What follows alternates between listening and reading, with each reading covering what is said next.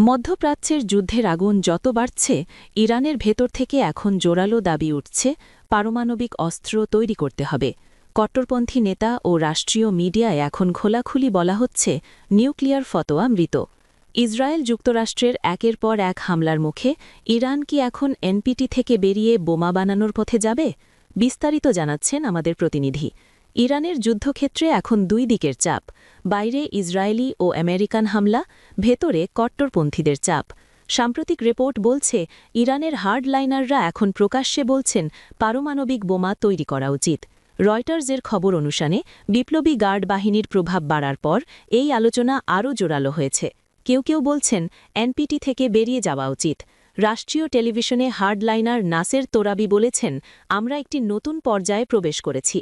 ইরানের কাছে বর্তমানে 400 কিলোগ্রামেরও বেশি 60% এনরিচড ইউরেনিয়াম রয়েছে।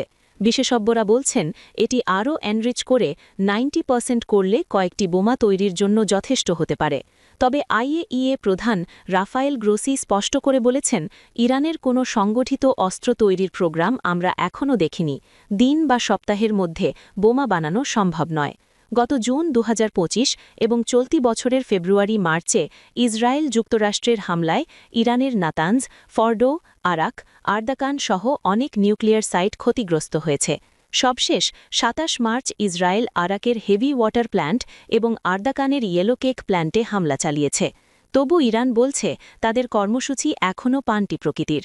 সুপ্রিম লিডারের ফতোয়া অনুসারে পারমাণবিক অস্ত্র নিষিদ্ধ, কিন্তু যুদ্ধের চাপে কট্টরপন্থীরা এখন সেই ফতোয়াকেও প্রশ্ন করছেন।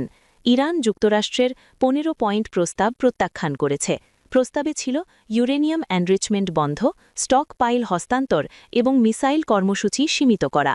পর্যবেক্ষকরা বলছেন হামলা চালিয়ে ইরানের নিউক্লিয়ার জ্ঞান ও মেটেরিয়াল পুরোপুরি ধ্বংস করা কঠিন, বরং এতে ইরানের মধ্যে নিউক্লিয়ার গ্রিভ্যান্স বাড়তে পারে। ইরানের প্রেসিডেন্ট পেজেশকিয়ান অবশ্য এখনও বলছেন তাদের নীতি অপরিবর্তিত, পারমাণবিক অস্ত্র বানাবে না। বিশ্ব এখন অপেক্ষায়, ইরানের সিদ্ধান্ত কোন দিকে যায়, কূটনীতি না আরও উত্তেজনা।